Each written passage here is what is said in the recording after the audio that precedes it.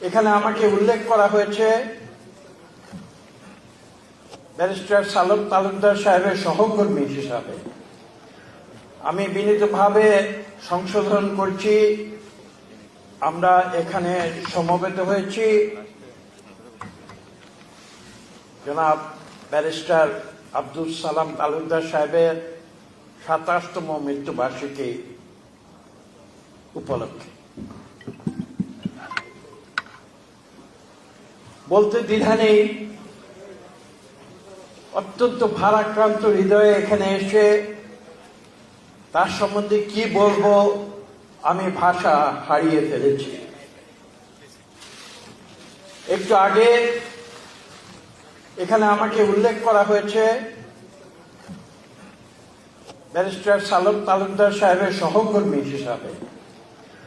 আমি বিনীতভাবে সংশোধন করছি, আমি কিন্তু এখানে এসেছি ব্যারিস্টার সালাম তালুকদার সাহেবের একজন অনুগত শিষ্য হিসেবে।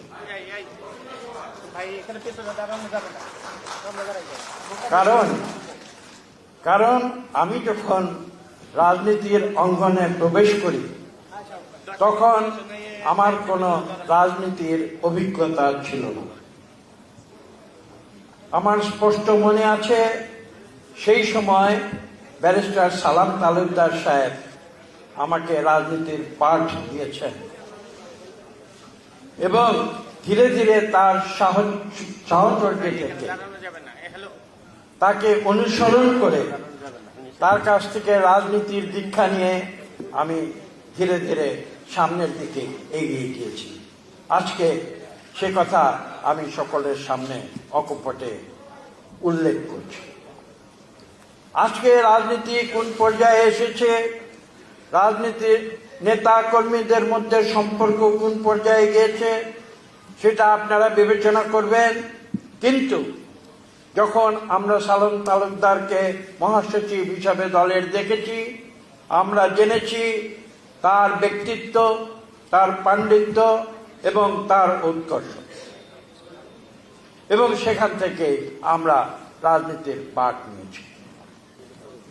আমি নিজেকে গর্বিত বোধ করি জনাব সালাম তালুকদার সাহেবের যে শেষ যাত্রা, যেটা ঢাকা তেজগাঁও বিমানবন্দর থেকে তার নিজ বাড়ি পর্যন্ত হেলিকপ্টারে হয়েছিল, সেই হেলিকপ্টারে আমি যেতে পেরেছিলাম এবং তার শেষ যাত্রায় আমি সঙ্গী হয়ে তার বাড়িতে গিয়ে তার দাফন এবং জানাজায় আমি যোগ দিতে পেরেছিলাম। সেজন্য আমি নিজেকে ধন্য মনে করি। শুধু তাই নয়, আপনাদের স্মরণ আছে তিনি যখন আমেরিকায়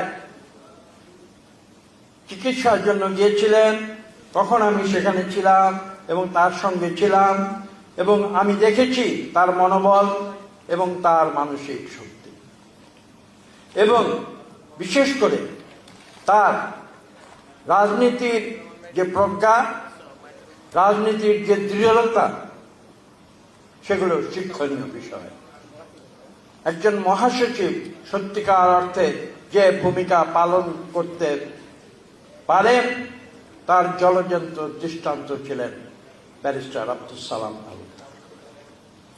আমি এক নয় একাধিকবার বিভিন্ন সময়ে আমি দেখেছি তিনি মহাসচিব হিসাবে কিভাবে তার কঠিন দায়িত্ব তিনি সঠিকভাবে পালন করেছেন, এবং তার কাছ থেকে একটি জিনিস আমি নির্দিষ্টভাবে শিক্ষা লাভ করেছি, সেটা আপনাদের উদ্দেশ্যে বলতে চাই।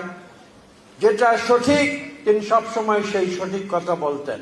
অন্য কে কি ভাবলো বা ভাবলো না সেটা কিন্তু তিনি কখনো বিবেচনা করেননি, এবং আমিও তাকে তার সেই গুণাবলী, তার সেই বিশেষ গুণটি আমি নিজেও অনুসরণ করার চেষ্টা করি।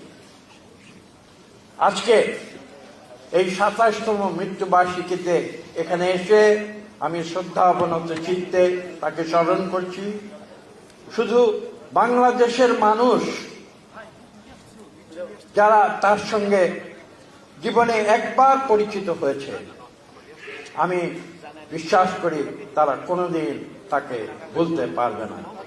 শুধু সরিষাবাড়ির মানুষ নয়, শুধু জামালপুরের মানুষ নয়, সারা বাংলাদেশ তার রাজনৈতিক যে দক্ষতা, রাজনৈতিক যে পাণ্ডিত্য, তার প্রতি চিরদিন তারা শ্রদ্ধাশীল থাকবে।